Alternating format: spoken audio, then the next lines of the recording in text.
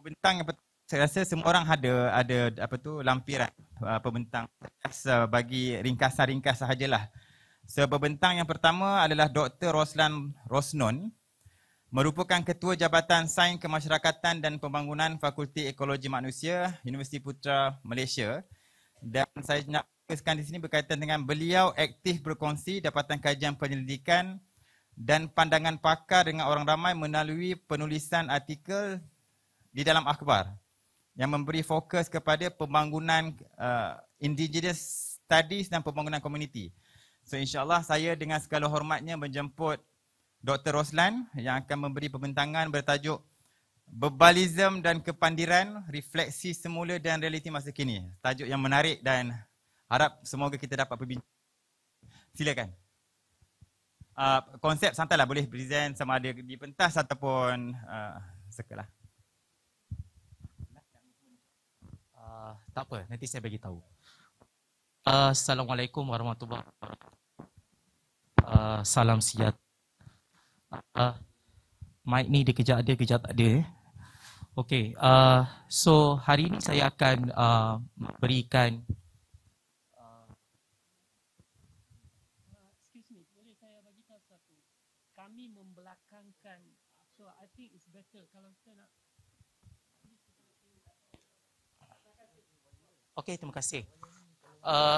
Hari ini saya akan memberikan sedikit sebab saya ada 15 minit saja untuk membicara tentang topik ini, iaitu topik mengenai tentang berbalism dan orang pandai. Dan saya kira ini bukanlah satu naratif baharu. Saya mengakui tentang perkara tersebut, sebab itu saya diletakkan sebagai pembentang pertama agaknya untuk kita reflect semula tentang tokoh-tokoh lepas yang pernah memberikan gurat sebenarnya kepada masyarakat membangun. Sebab itu saya mengambil idea ini untuk kita merenung semula tentang apa yang telah dilakukan dan bagaimanakah keadaan hari ini mengenai tentang dua konsep yang diutarakan oleh almarhum Prof. Syed Hussein Alatas. So dalam bukunya yang bertajuk Masyarakat Membangun, Intellectual Masyarakat Membangun, beliau telah mengkritik tentang keadaan ketika itu, mengenai tentang kepimpinan dan juga cara gaya berfikir dan masyarakat Malaysia ketika itu. Kemudian kalau kita lihat apa almarhum sebut mengenai tentang berbalism itu, mungkin di next slide, ia merujuk kepada satunya berbalism ini dia bukanlah satu bentuk ideologi ataupun orang kata sebagai sistem kepercayaan, tetapi ia merujuk kepada sikap sebenarnya. Sikap iaitu ketidaktahuan, lamban, acuh tidak acuh dan keras kepala. Dan beliau memberikan beberapa ciri yang dikatakan berbalism ini. Pertama adalah bersifat authoritarian. Ini yang disebut. Tidak boleh menerima pandangan, tertutup mindanya, suka membuat generalisasi tanpa kebolehan membuat analisis. So, ini perkara yang berlaku dulu. Tetapi kalau kita lihat hari ini, perkara ini terus berlaku. Itu yang disebut oleh Tun Mahathir tadi mengenai tentang pendidikan. Yang kita perlu dahulunya, kalau saya masih di universiti, kami tidak percaya kepada pembelajaran secara tidak bersemu. Kami percaya pelajaran ilmu itu dia ada adabnya. Iaitu mesti bersemu, mesti kita kata ada sentuhan, boleh merasa dan sebagainya. Tetapi bila pandemik hari ini hadir kepada kita, ia memberikan satu gambaran yang sebaliknya. Akhirnya, sorry lah ya, tak berapa tahu sangat ada kamera di sebuah kan. Okey, akhirnya pembelajaran itu kita hadirkan dalam bentuk maya, kan? Untuk menyesuaikan tentang keadaan ini. Tetapi adakah kita benar-benar bersedia untuk berubah ke arah itu? Ya? So, itu yang pertama. Yang keduanya, kita tidak mempunyai daya antisipasi. So, ini biasanya berlaku, kita hanya bertindak balas bila terhadap sesuatu peristiwa itu berlaku, baru kita bertindak balas. Prof. Syed Hussein memberikan analoginya ketika itu adalah bila dah basah, baru pasang payung, baru cek payung. Dan ini realiti masa kini sebenarnya. Kita tidak memikirkan keterhadapan, tetapi bila ada masalah, baru kita bincang solusi yang belum tentu solusi itu menyelesaikan masalah yang ada. Dan kemudian tidak berupaya untuk merenung atau reflect dan percaya kepada eksperimental. So ini kita tidak boleh berfikir secara rasional ataupun untuk memahami, untuk menilai, untuk menyelesai masalah. So ini adalah kritikan sosial sebenarnya yang diberikan dahulu dan kita boleh reflect sebenarnya hari ini. Bagaimana keadaan kita? Bagaimana golongan-golongan intelektual kita? Adakah kita mampu untuk menyelesaikan? Adakah ilmu-ilmu yang berada di negara kita ini digunakan dalam kita menyelesaikan masalah komuniti? So ini persoalan yang kita boleh fikirkan. Saya rasa kawan-kawan saya dalam pembentangan nanti, mereka juga akan menjawab kot persoalan-persoalan ini juga kan. Kemudian tidak menghormati ilmu pengetahuan dan pandangan ilmiah.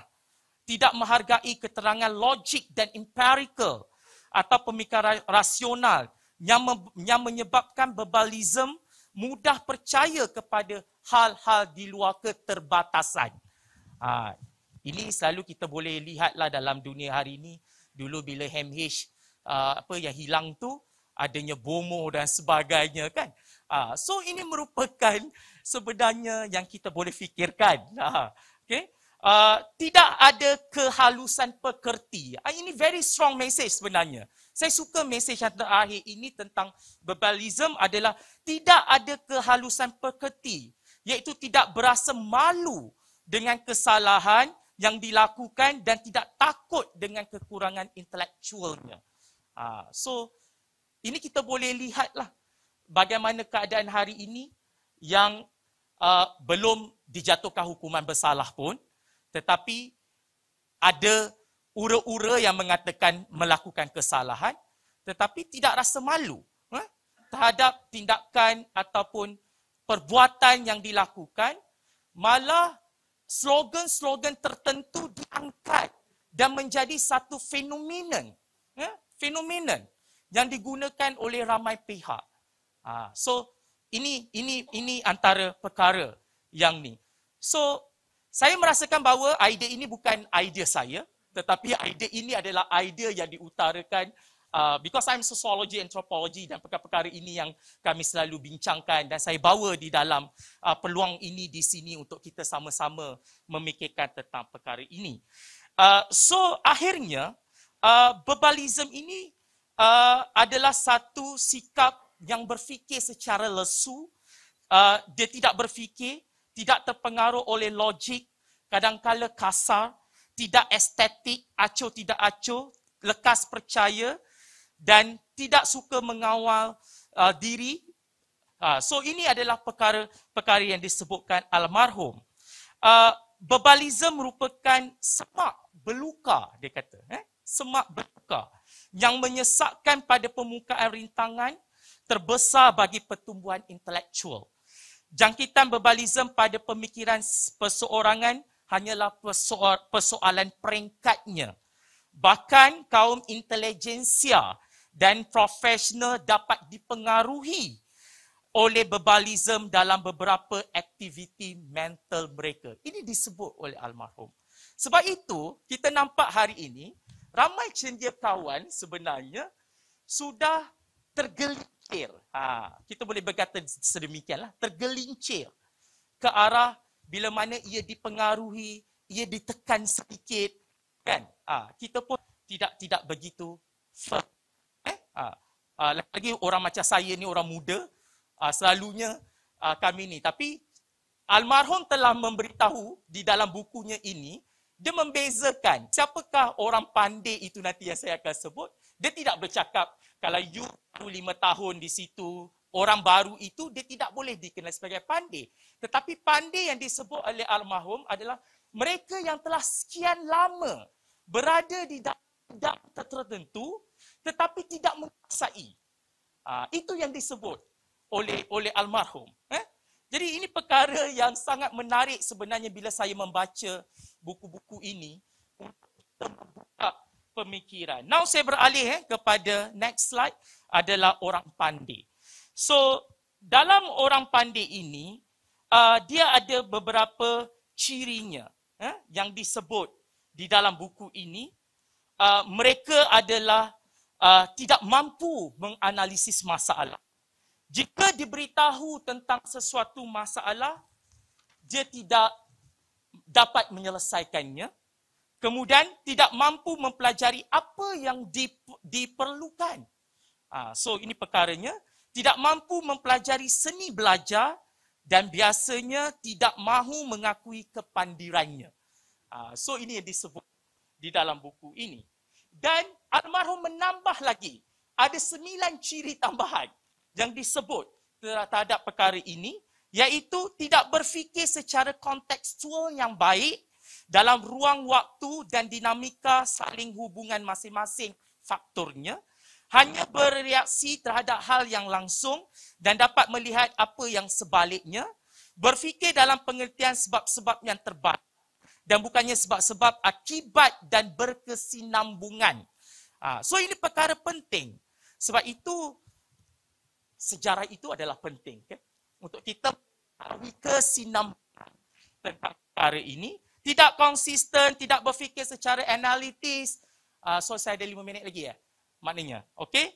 Kemudian kekurangan tenaga mental dan mengikut tidak dapat berbicara pada abstraksi taraf tinggi tanpa dibandingkan dengan kenyataan.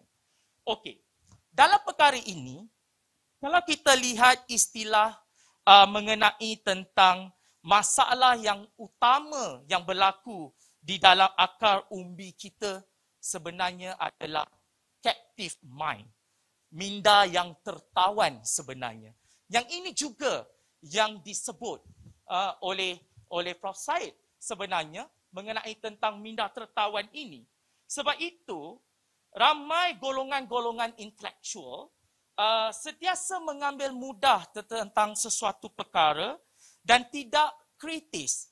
Dan juga malah menjadi satu orang kata pemerintahan ataupun kepimpinan yang kadang-kadang tidak menggalakkan pembangunan intelektual. So, ini kita boleh reflect hari ini. Kadang-kadang bila kita memberikan pendapat yang mungkin tidak sejajar dengan arus yang sepatutnya, perkara ini ditolak ataupun kita dikecam tentang ketidaksejajaran ini. Sedangkan golongan-golongan ini sebenarnya, mereka sebenarnya tidak akan membenarkan peningkatan mobiliti sosial yang berlaku dalam masyarakat sebenarnya. Sebab itu masyarakat kita kurang membaca dan kurang berfikir. Sebab bila kita membaca, dia akan menyebabkan kita berfikir. Tetapi ini tidak berlaku dan ia tidak membangunkan kesedaran intelektual dalam masyarakat. Kerana apa? Kerana untuk mengekalkan kekuasaan.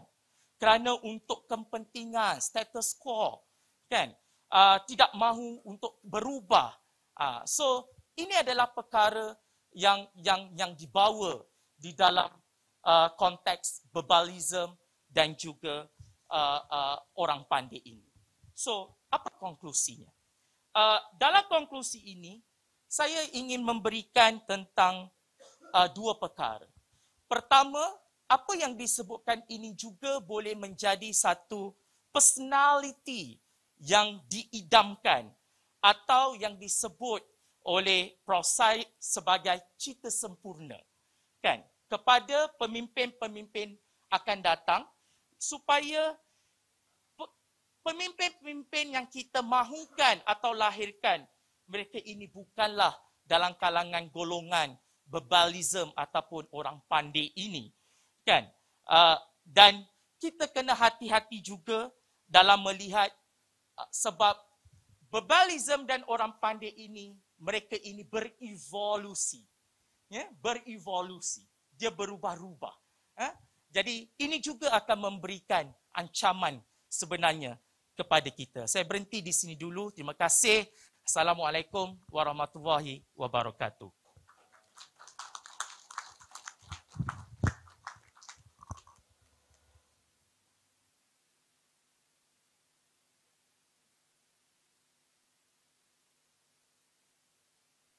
Roslan Rosnon atas perbincangan berkaitan dengan bebal dan pandai. So moga-moga rakan-rakan dan yang berada pada hari ini dalam dewan ini tidak adalah dielakkanlah daripada dua kategori atau dua golongan inilah.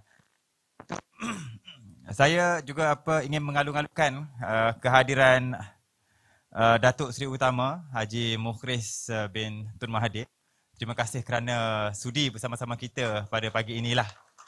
Dan saya maklumkan semula seperti apa yang saya maklumkan tadi, perbincangan pada hari ini yang utama adalah untuk memvalidasikan semula apakah naratif-naratif politik Melayu sekarang, dan dalam masa yang sama agar outcome ataupun expected outcome daripada perbincangan kita hari ini mampu untuk membina atau menjenamakan semula naratif politik Melayu di Malaysia.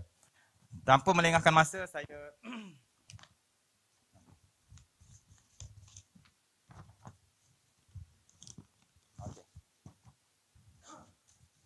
untuk sesi pembentang kedua, pembentang akan dibentangkan oleh Dr. Muhammad Azman, kan pensyarah kanan di Jabatan Pengajian Antarabangsa Strategik Fakulti Sastra dan Sains Sosial Universiti Malaya. Turut berkhidmat sebagai Profesor Anjung bagi Program Hubungan Antarabangsa Universiti Asia Pasifik APU Malaysia, Guest Editor di Third World Quarterly Cambridge Review of International Affairs, International Political Science Review, dan juga ahli panel pemilihan kertas kerja model polisi awam dan di International Political Science Association dan Princeton School of Public and Foreign Affairs. Tajuk kertas yang akan dibentangkan oleh doktor hari ini adalah PEB dan Disruptif Politik, menelusuri Melayu Milenial serta disruptif teknologi menerusi IR 4.0. Tanpa melengahkan masa, saya menjemput.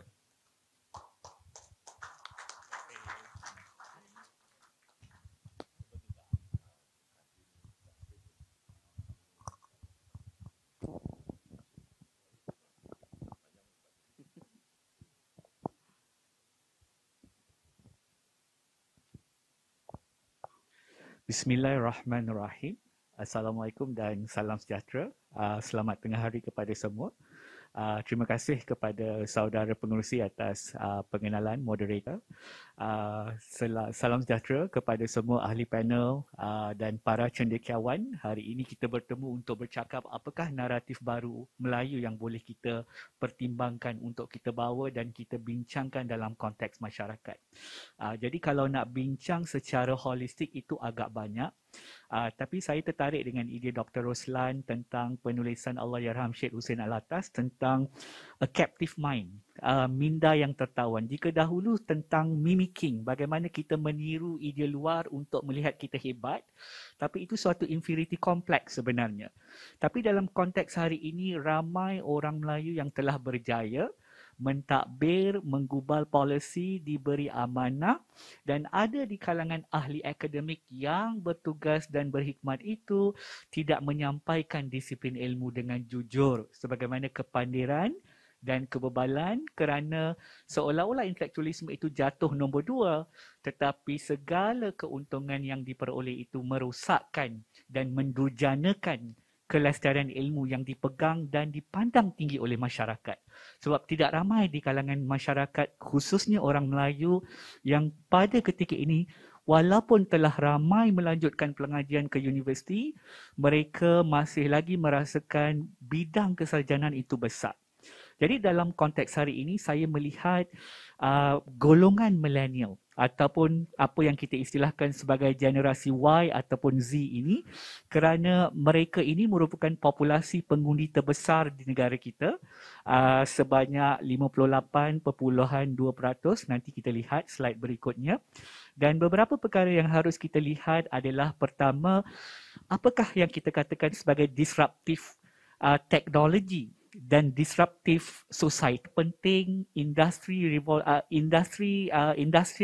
IR 4.0 itu adalah sifatnya adalah disruptif. Maksudnya ia berlaku dengan pantas. Ia berlaku di luar kawalan, tidak mudah dikawal dengan pendekatan konvensi, dan yang ketiga, ia membawa kepada suatu keadaan disrupt, gangguan, dan apabila teknologi itu bersifat disrupt, maka masyarakat, khususnya pemimpin, politik dan negara juga disrupt. Maka secara tidak langsung, apabila golongan milenial yang lahir sebagai majoriti pengundi terbesar negara adalah mereka yang hidup dan dianggap sebagai native technology. Iaitu mereka lahir dan membesar dengan teknologi seolah-olah teknologi itu suatu keperluan, bukan lagi suatu kehendak.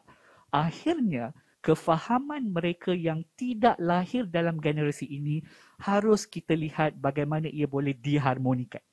Maka dalam topik ini saya melihat dua perkara yang penting.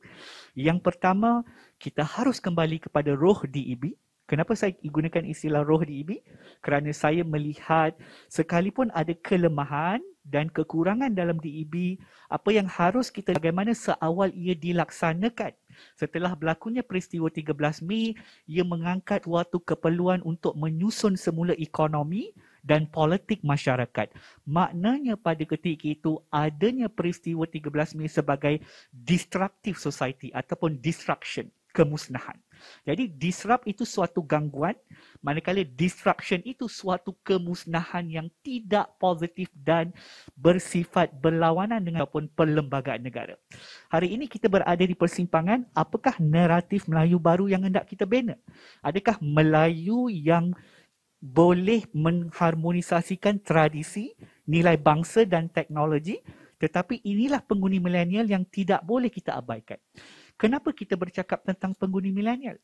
Kerana walaupun kebanyakan kita bukanlah celik teknologi, tetapi kita turut terkesan dengan disruptive teknologi. Sewaktu pandemik, banyak WhatsApp group kita create. Kelas mengaji, kelas Al-Quran, mengaji kat Facebook, kelas tajwid. Menunjukkan walaupun kita tidak peka pada teknologi dan tidak mahu begitu menggunakan teknologi, kita terkesan dan bergantung secara non-face-to-face untuk membuat keputusan sebagai manusia. Salah satu sifat terpenting disruptive teknologi adalah, slide yang berikutnya, bagaimana teknologi itu mengubah dan akhirnya dari segi ekonomi, apa yang disebut sebagai automation menggantikan manusia.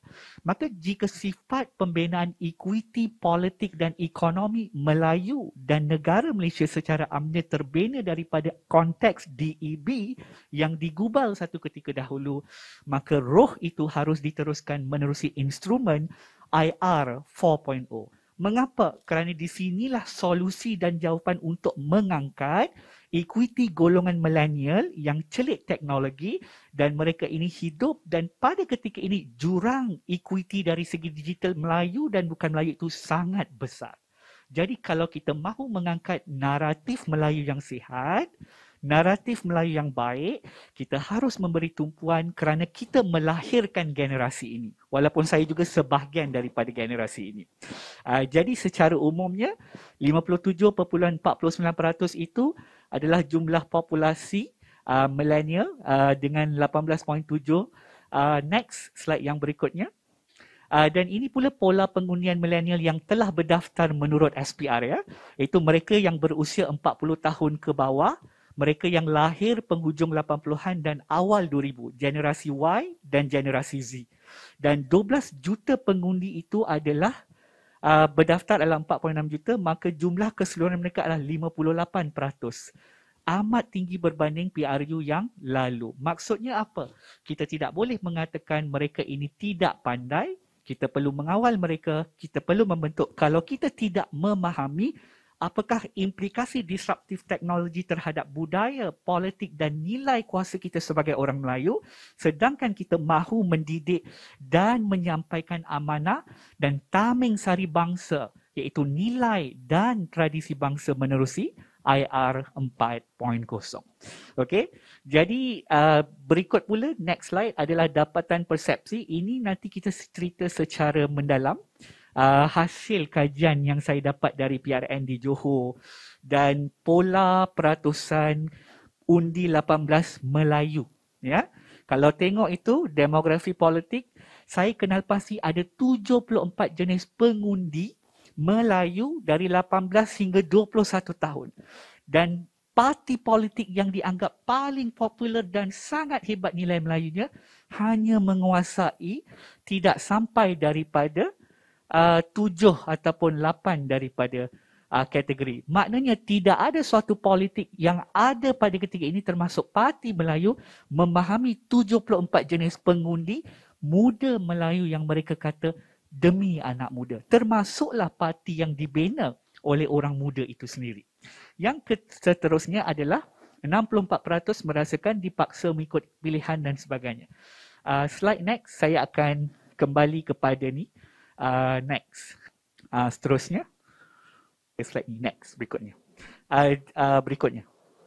Jadi apa yang hendak saya tekankan, nanti we'll go back to next, kita boleh bincang lagi adalah kalau kita tidak memahami industri teknologi keempat ataupun industri 4.0 dan bagaimana disruptifnya teknologi tadi dalam mengubah masyarakat, kita tidak boleh menjawab apakah mekanisme untuk membina naratif Melayu yang baru dan menekankan pendidikan, ekonomi, politik dan teknologi kerana kesan daripada disruptif teknologi terhadap society ini menghasilkan persepsi dua kelompok manusia. Pertama, mereka yang dianggap sebagai generasi analog ataupun bukan millennial. Next slide. Ya. Dan penggunaan kata disruptif dan disruptif itu dalam dua keadaan sebagaimana yang saya jelaskan tadi. Disruptif itu suatu kerosakan yang total berlawanan dengan kontrak sosial, maka wujud satu keadaan adakah wujud pilihan di kalangan pengundi milenial ataupun muda sekiranya mereka ingin memilih calon tadi kalau Melayu tetapi tidak bersih, adakah bermakna untuk bersih mereka harus buang identiti agama dan bangsa mereka. Rata-rata pengundi muda Melayu itu 18 hingga 21 dan 40 tahun ke bawah menyatakan mereka masih lagi keliru dan tidak boleh membuat keputusan dan majoriti mereka mengatakan sekiranya pilihan raya berlaku mereka tidak akan keluar mengundi. Ini pengundi terbesar yang mendaftar populasi Melayu kita. Tetapi mereka tidak akan menggunakan kuasa membuat keputusan kerana mereka merasakan adanya jurang dan ketidakkepercayaan terhadap pemimpin. Sekalipun pemimpin tadi adalah orang yang mendukung nilai amanah, integriti, Melayu dan Islam. Jadi persoalannya, adakah pada hari ini kita berada di fasa disruptif, kerosakan total, sebagaimana peristiwa 13 Mei itu, ataupun suatu gangguan yang memberikan kita kesedaran. Next slide. Jadi inilah yang saya sebut sebagai generasi analog dan digital. Bagi mereka yang lahir dalam konteks digital, mereka berpandangan generasi analog ini politiknya adalah disruptif. Lebih cenderung kepada soal bukan mengangkat nilai Melayu, integriti. Jadi mereka tidak melihat contoh sekiranya calon-calon ini diturunkan. Terutamanya dalam parti politik sedia ada yang sedang wujud pada ketika ini. Manakala generasi analog beranggapan, generasi digital ini suatu generasi yang sukar untuk dikawal, difahami. Tetapi masa depan teknologi itu menentukan dan mengangkat penguasaan equity Melayu dan majoriti Melayu muda inilah yang sebenarnya harus kita fahami dan sifatnya bukanlah disiplin ataupun dikawal tapi diversity, meraihkan kepelbagaian dan kontor. Ini kita mencorak mereka. Maka kefahaman yang dilihat adalah bagaimana peranan analog dan digital harus diharmonisasikan. Iaitu wujud keadaan di mana sekalipun disruptif, tetapi generasi analog ini seharusnya perlu menyediakan ruang dan platform untuk memberikan lapisan kepimpinan dan pentadbiran kepada generasi digital yang mungkin lebih relevan, tetapi tidak bermakna generasi digital boleh meninggalkan analog. Kerana untuk mentadbir, mereka perlukan pengalaman, mereka perlukan kepimpinan, mereka perlukan segala ilmu untuk membimbing teknologi yang mereka. Memanusiakan teknologi itu lebih sukar daripada membangunkan teknologi. Dan teknologi yang kita hadapi hari ini sehebat manusia, artificial intelligence, automation. Mereka boleh membaca kognitif dan perilaku manusia. Sebab itu dalam ekonomi inilah yang menggantikan produktiviti manusia. Dalam soal pembuatan kuasa politik, inilah yang mempengaruhi mereka untuk bersifat disruptif, mengganggu norma dan budaya kita. Jadi kalau dapat saya simpulkan slide yang berikutnya, apakah impak pada nilai? Ada dua kesimpulan penting. Pertama, untuk mengangkat equity Melayu, kita harus menghidupkan roh DEB itu sendiri, dan roh DEB itu adalah dengan membantu dan menyusun sistem ekonomi IR 4.0. Pada ketika ini, pendekatan sedia ada tidak produktif. Apakah pendekatan sedia ada? Fundamental research, kemudian commercialization. Ketiga pattern, teknologi yang disruptif tidak boleh menggunakan kaedah ini. Yang kedua, kita memahami dan mengetahui tetapi kita tidak mengkaji dan mapping apakah kesan disruptif teknologi 4.0 ini pada budaya, jati diri dan bangsa. Tidak boleh menjadi tameng sari kalau kita tidak menguasai, kerana inilah masa depan anak bangsa kita. Kerana mereka itu hidup dan lahir dengan teknologi.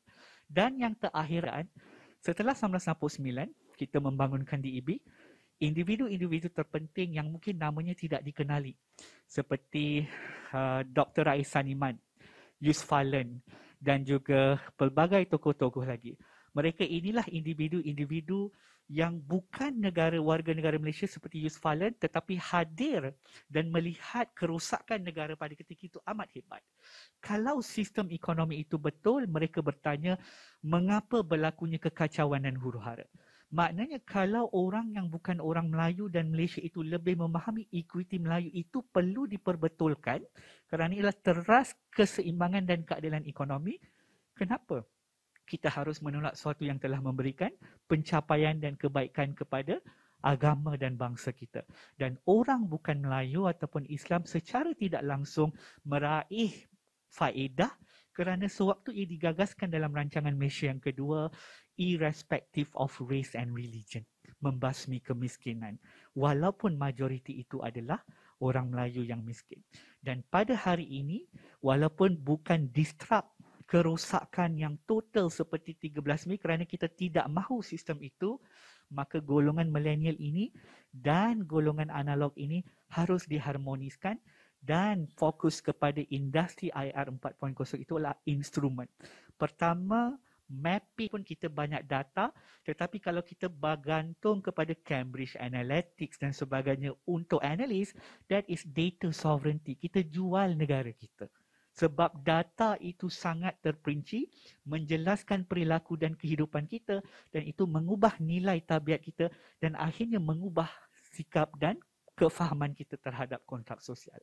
Kalau perkembangan teknologi yang bersifat disruptif ini tidak difahami, kita yang akan tidak punya masa depan dan sejarah untuk anak bangsa ditulis.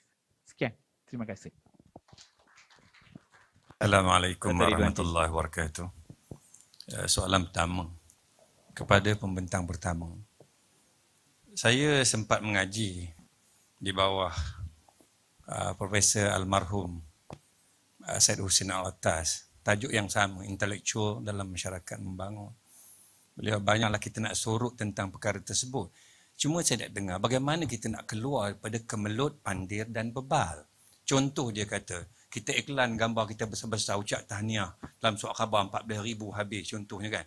Itu pandir dan bebal dia kata. Sebab duit itu lebih baik bagi pada orang miskin. Sama juga bila banjir, menteri datang dengan kesut tingginya, tunjuk gambar dia, itu bebal dan pandi. Isu dia, saya nak tanya kepada saudara, bagaimana kita nak keluar daripada kemelut ini, bukan menyorot kata-kata tersebut. Itu soalan kepada yang pertama. Yang kedua kepada pembentang yang kedua. DEB ni, dia lebih banyak menguntungkan orang bukan Melayu pada orang Melayu. Ini kajian dibuat oleh Tan Tiong Jin, yang orang bukan Melayu yang buat kajian ini. Semakin banyak usaha Melayu yang dilahirkan, semakin kaya orang bukan Melayu. Sebab orang Melayu perlukan produk tersebut daripada orang bukan Melayu sebab dia dah establish. Persoalan saya, ya, kenapa DEB ni masih terus ditentang oleh bukan Melayu, sedangkan DEB ni menguntungkan orang bukan Melayu, terutamanya orang Cina. Ya, itu yang kedua. Terima kasih Dr. Ridwanti. Saya jawab yang pertama tadi mengenai tentang bagaimana kita ingin keluar daripada bebalism dan juga orang pandai ini. Sebab itu dalam buku yang sama juga almarhum menyebut tentang intellectualisme itu, kan, peranan mereka ini sepatutnya lebih berani dan lebih berani dalam menyuarakan tentang sesuatu perkara itu. Tetapi kita perlu ingat begini, terutamanya kebanyakan golongan-golongan intelektual ataupun profesionalism ini, mereka ini terikat dengan satu kerangka undang-undang yang akan menghalang kita untuk berbicara dalam keadaan yang tidak boleh tidak sehaluan.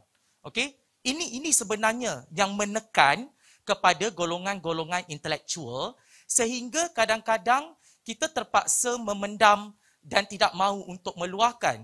Sebab itu Prof almarhum selalu menyebut penulisan itu perlu diterjemahkan dan ia tidaklah begitu agresif di dalam kita ni, dan kita kena menerima tentang keadaan sekeliling kita dan bagaimana kita beradaptasi sebenarnya dengan keadaan sekeliling kita supaya kita ini tidak terjerat dengan sistem yang ada di dalam negara. Mungkin jawapan saya begitu play safe, tidak radikal, tetapi mungkin kita boleh bincangkan di sinilah platformnya. Sebab walaupun sorotan itu pada asalnya kita nampak ia adalah sorot, tetapi sebenarnya ia telah menyulam di dalam budaya kita. Sebab macam tadi Tun sebut, yang menjadi pemerintahnya, yang bekerjanya, yang semua itu kebanyakannya orang Melayu. Contoh yang diberikan oleh Prof tadi tentang pembelian barang dan sebagainya, kan. Kalau kita baca laporan juru audit negara lah yang 300 pages punya muka surat itu, banyak perkara itu juga disentuh dulu. Kemudian hari ini kita masih lagi mempunyai masalah yang sama. Sebab itu diskurs seperti ini adalah sangat penting sebenarnya untuk menanam dari segi perubahan minda dan pemikiran. Sebab mind setting ini sangat penting, terutamanya kepada golongan generasi muda supaya ia tidak captive mind tadi, tidak terperangkap, kan? Hari ini intelektual kita, berapa ramai yang sibuk mengejar ranking dunia, tetapi kita tidak menyelesaikan isu tempatan. Berapa banyak artikel-artikel yang kita publish di luar negara yang kita panggil sebagai capitalist, capitalist punya perdagangan ilmu. Saya sebut dalam saya punya abstract hari ini, dan berapa ramai intelektual kita memperjuangkan ilmu itu di dalam konteks tempatan. Walaupun modernisasi mengejar tentang perkara-perkara tersebut, tetapi masalahnya kita meninggalkan benda-benda yang berada di tempatan ini. Tak ramai orang kampung tak baca jurnal-jurnal Q1, Q2 itu. Tak baca, kan? Jadi inilah dilema sebenarnya yang dulu sehingga hari ini kita masih lagi bercakap dalam ruang lingkup yang sama sebenarnya. Universiti hari ini tidak menjadi menara gading.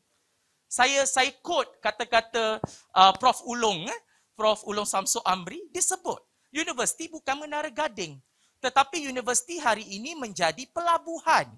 Adanya trade system, kan, yang terjadi di universiti.